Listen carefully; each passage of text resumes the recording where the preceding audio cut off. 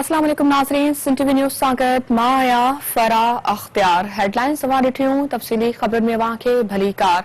नाज़रीन, बुलेटिन जी शुरूआत कंदासीं अहम ख़बर सां। PPMPA फरियाद तालपुर तरफ़ां डॉक्टर धर्मदेव जे क़त्ल जी मज़म्मत कई वई आहे ऐं वारसनि सां हमदर्दी जो पिणु इज़हार कयो वियो आहे। नाज़रीन, अहम ख़बर अव्हांखे ॾींदा हलूं। फरियाद तालपुर जो अचणु हो त होली जे ॾिण ते हिकु मसीहा जी जान वरिती वई। अफ़सोसनाक वाक़ियो आहे। फरियाद तालपुर जो अचणु हो त पीपल्स पार्टी कमज़ोर तबक़नि जी जमात आहे। PPMPA फरियाद तालपुर जो चवणु हो त डॉक्टर धर्मदेव जो क़त्ल बर्दाश्त जोॻो नाहे।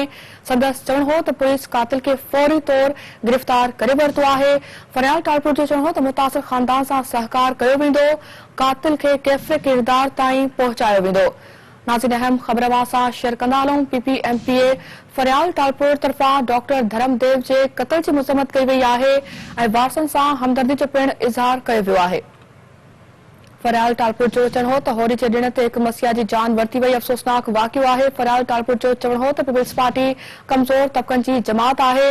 PPMPA फरियाद तालपुर जो चवणु हो त डॉक्टर धर्मदेव जो क़त्ल बर्दाश्त जोॻो नाहे। संदसि चवणु हो त पुलिस कातिल खे फौरी तौर गिरफ़्तार करे वरितो आहे। फरियाद तालपुर जो चवणु हो त मुतासिर ख़ानदान सां सहकार कयो वेंदो, कातिल खे कैफ़े किरदार ताईं पहुचायो वेंदो।